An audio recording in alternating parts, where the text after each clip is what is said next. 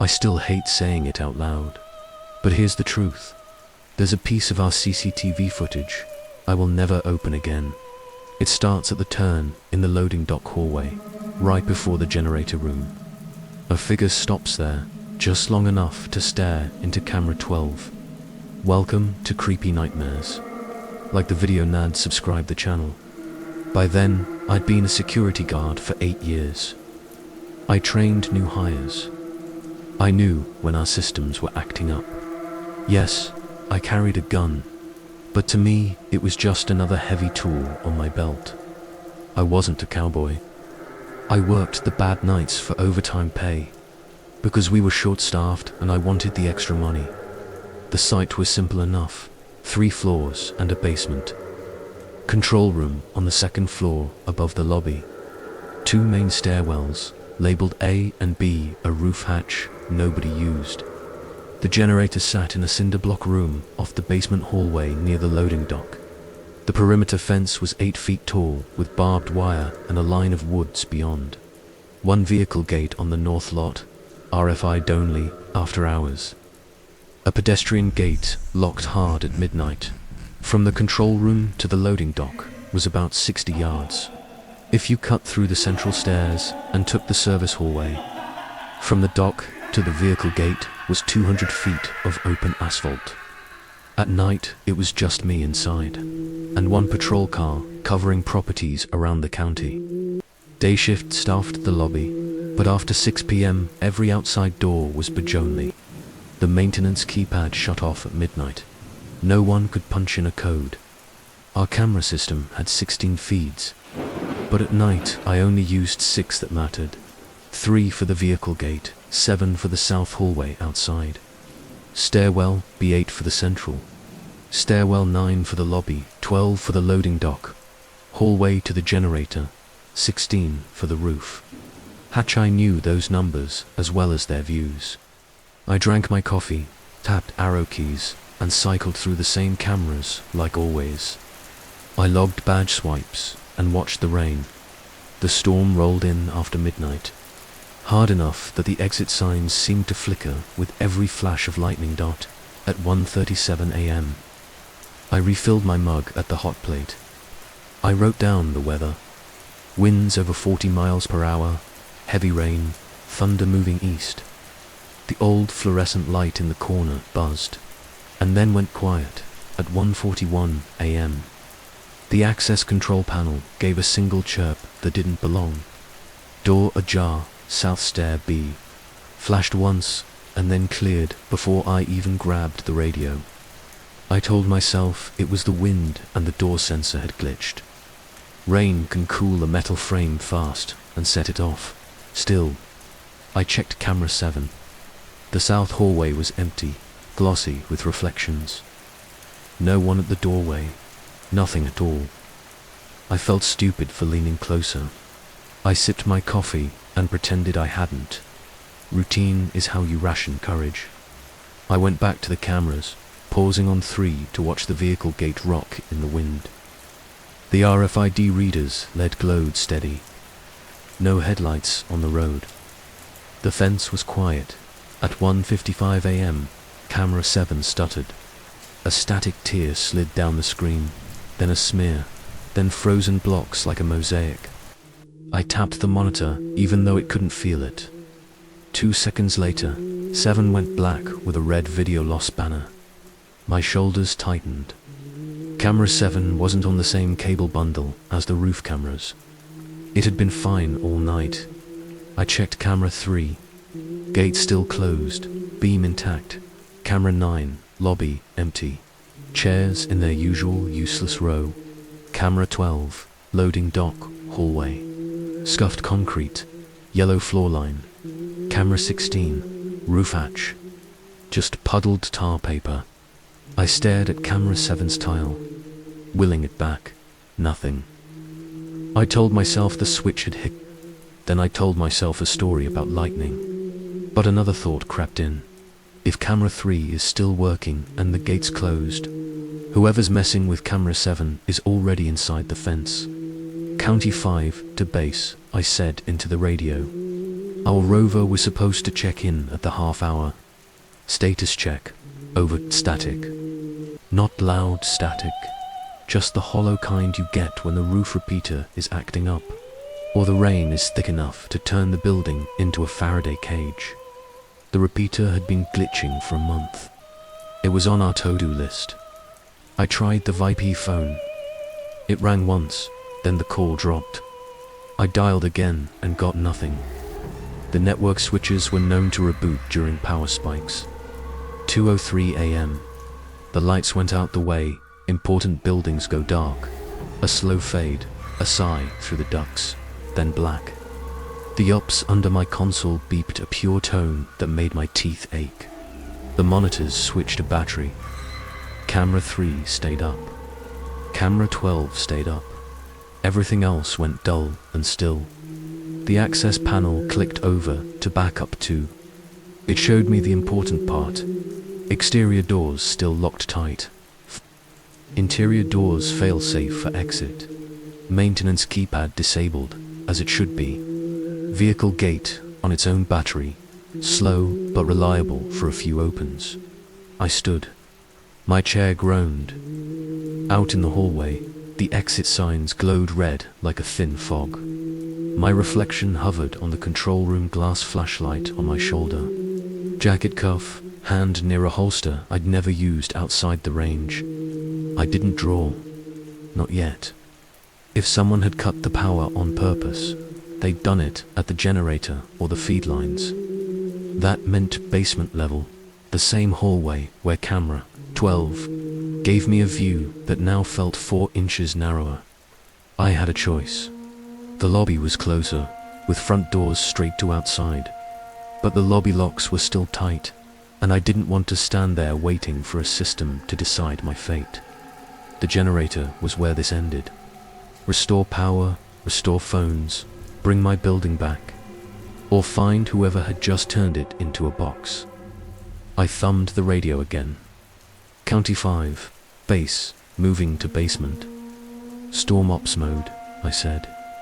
Procedure keeps your chest from collapsing. The reply was the same soft nothing. I stepped into the central stairwell. The acoustics were always strange. My breathing sounded like it belonged to someone else. The concrete held a chill, maybe from earlier, maybe from last winter, maybe just from memory. On battery power, the emergency lights made pale ovals on the walls. I took the steps slowly, listening for the sounds that matter. Rubber on steps, dragging fabric, a door latch under an unknown hand. I heard only the building, the soft tick of steel, the rain like beads on My hand stayed near the weapon because it calmed my shoulders. I told myself to keep it holstered until I couldn't. Training is holding 2 feelings at once without breaking at the landing between 2nd and 1st floor. I stopped. The echo changed. Footsteps below me didn't sound like footsteps until my blood decided they did. Slow, careful, 1 flight below, then silence. I went still too. I turned off my light and let the red exit sign glow on the handrail. I counted to 8, the way they teach under stress. On 6, a breath that wasn't mine caught the air. I didn't call out. Words would only tell whoever was down there exactly where I was. I moved fast, silent, weight on the outside of each step, my hand on the rail just enough to feel a slip before it happened. I cut into the 1st floor hallway through a fire door, letting it whisper closed. Sometimes you get lucky. A mop bucket left against the wall 2 hours earlier, its metal handle sticking up like a trap.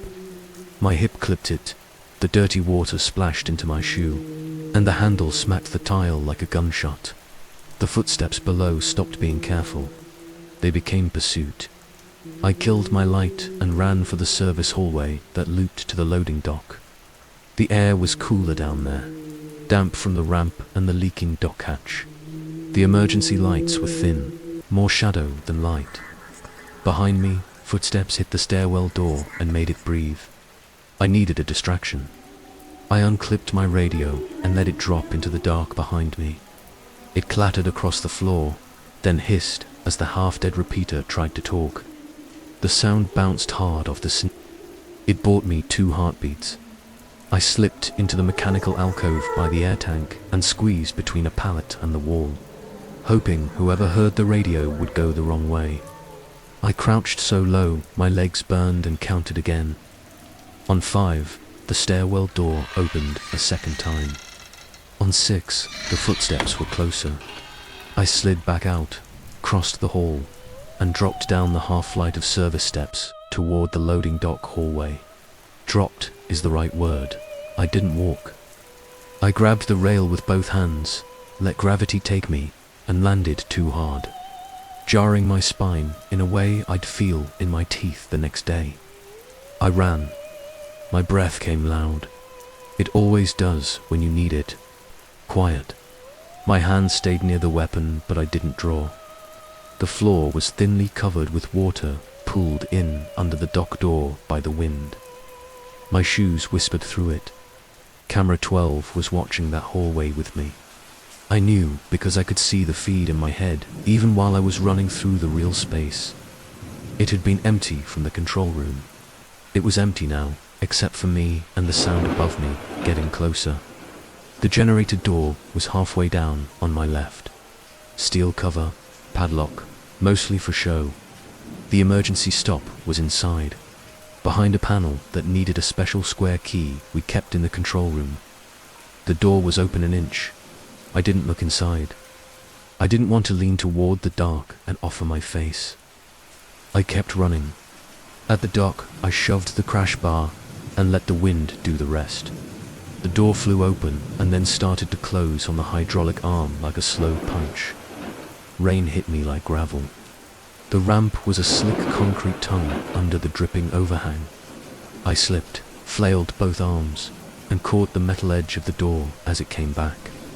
The door swung farther and faster than the person behind me expected. It hit them instead of me. I heard a boot scuff and a muffled curse. I jumped the single step down. My knee barked. I ran for my car. Our vehicles have RFID tags on the windshield. The reader at the north gate talks to the tag and decides if the arm should lift. On battery backup, the gate moves like it's waking from surgery. Slow, deliberate, noisy if you listen. My car coughed, cold, turned over, and caught. The storm made the windshield look like a silk scarf sliding over and over.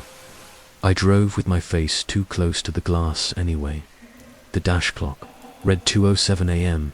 when my bumper hit the RFID field. The reader blinked green. The arm lifted 3 inches, paused like it was thinking about it, then kept going, slower than safe, but faster than fair. In the mirror, the building looked pale with no lights. I drove out and didn't breathe until my tires hit the public road and then the main highway, a black river with poles sticking out.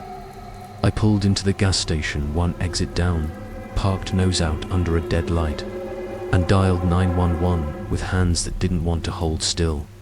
The deputies arrived fast for a storm. Night 2 units and a K9 that didn't want wet paws. I met them at the lot entrance and walked them through access control from my car until I could hand over the pedestrian gate fob. We went back together. Procedure looks slow until you watch it at 3 a.m. They cleared the lobby, the hallway, the central stairwell. They cleared the basement. The K9 sniffed the loading dock, then shook Rain off, like all dogs do. No contact. No one found. We did find other things. Camera 7's patch cable was seated halfway in its closet. Not yanked out, not snagged. Pressed just enough to mimic a fault. I showed them the video lost time and we wrote it down.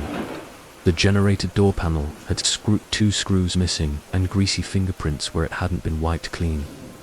The emergency stop button had been pressed. The square key panel hung open like a mouth. We turned the power back on with 1 motion. Lights rolled up the hall, and the phones came back to life with their little boot-up routine in the south stair. At the outside door to the parking lot, stair B, we found it. A strip of matte grey tape folded back into a tongue and pressed deep into the strike plate. If you know strikes, you know the latch needs a bite of metal to hold. With tape jammed in the latch, the door looked closed but never locked. To the censor, it read shut. To anyone with a shoulder and intent, it was an invitation. We peeled the tape off slowly. The adhesive had grit in it, fibers, a smudge the evidence tech called transfer, and I called someone else's impatience. We bagged it. The door clicked like a healthy tooth when we closed and checked it. Again, that tied everything together. The single chirp at 1:41 a.m. Door ajar, South Stair B. The quick, clear. Camera 7 losing feed on that same hallway. The generator stopped pressed by a hand that had already tested our doors without triggering a badge reader. They'd taped the latch ahead of time and come back later, or done it early in the night. Either way, they were inside the fence long before 2:03. We pulled the footage. Only the upsfed cameras had anything to show. Camera 3 at the gate, showing my car crawling out. Camera 12 at the loading dock, catching the wet ghosts of raindrops in infrared. The slight change of tone that became a figure at the generator room door. No face visible. Just the brim of a hat and the steady patience of someone who knew exactly which camera was still alive, and where its lens stopped seeing. That's the clip we don't show new guards. It's not gore or jump scares. It's worse, the knowledge that security is an agreement, and some people negotiate harder than we do. I wrote my reports. I stayed until the electrician arrived at 9 and pretended not to feel embarrassed by how simple the fix was. The deputies said we'd done right, circled phrases like attempted sabotage and test of response, and drove off in sunlight that made the puddles look naive. A week later, our vendor installed a better latch guard on Stair B, and added a rule to alarm when a door looks closed but the latch isn't thrown. We put the repeater battery on a maintenance schedule. We boxed camera 7's cabling in metal. The generator panel got a tamper switch. We told ourselves we'd passed the test. I switched to day shifts. I didn't quit. I still walk perimeters. I still drink bad coffee at 3 p.m. and 3 a.m. when the schedule says so. But something changed that night and stayed changed. I think about choices differently now. About lobby versus basement. About when to reach for the weapon. About when to name what's happening. I think about how close someone can be in a building without you seeing them. How the space between footsteps matters as much as the steps themselves. Sometimes, when storms roll in from the west and the power flickers in my apartment, I wake at 2:03 certain that a door somewhere just lost its lock. The sound that gets me isn't thunder. It's that single polite chirp a panel makes when it thinks a door might be open and then changes its mind. It's the smell of wet concrete and the memory of a strip of tape pressed deep into a strike plate. The mind wants a face, a name, an end. Here's what I have instead. A figure at the edge of camera 12. Paused just long enough to know exactly where the lens stopped seeing. The feeling unprovable that the person who killed my building that night wasn't in a hurry because they weren't there to take anything yet. They were measuring me, measuring us. It's not a ghost story. It never was. It's a real person who understood our habits and how power flows through a place, who knew where to pinch it off with one touch. It changed my life in ways no one else notices. I lock doors twice. I teach trainees to look at latches instead of door edges. I sit with my back to walls. I don't park nose in anymore, mostly on overnights.